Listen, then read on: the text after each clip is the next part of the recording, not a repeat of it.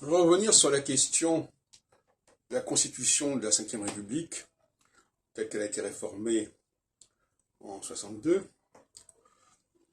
et puis ensuite, avec le passage au quinquennat, au sujet de ce qui se passe actuellement. On a découvert effectivement, un peu tard, parce que pendant la campagne présidentielle, ça n'a jamais été évoqué, on a découvert la dimension parlementaire de la Ve République, en dépit du fait qu'il y avait quand même eu des cohabitations entre 86 et 97, qui sont prolongées donc jusqu'en 2005. Et tout ça, ça avait été oublié, et ça revient. Le problème, c'est que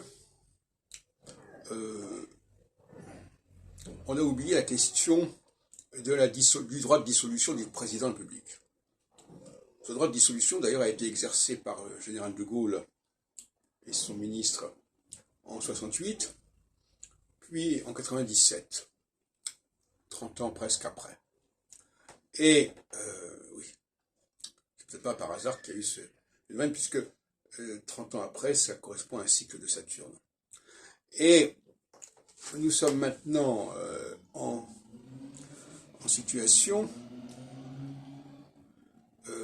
la possibilité d'une dissolution reste tout à fait ouverte actuellement. Pourquoi?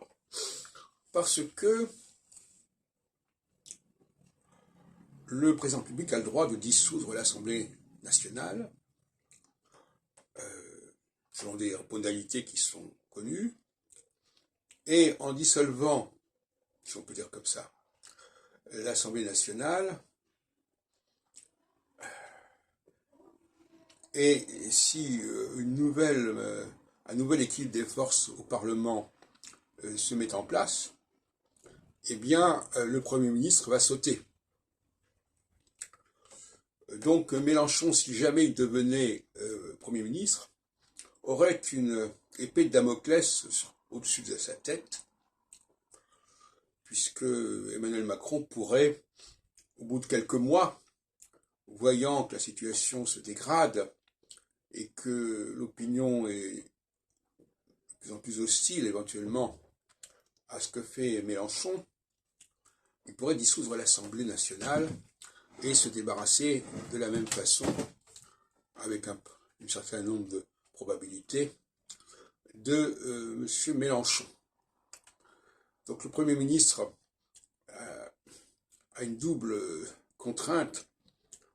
Quand il est du côté du président, le président peut le démettre, et quand il est du côté de l'opposition, le président peut le démettre aussi en dissolvant l'Assemblée nationale et en spéculant sur le retour d'une majorité qui lui serait plus favorable.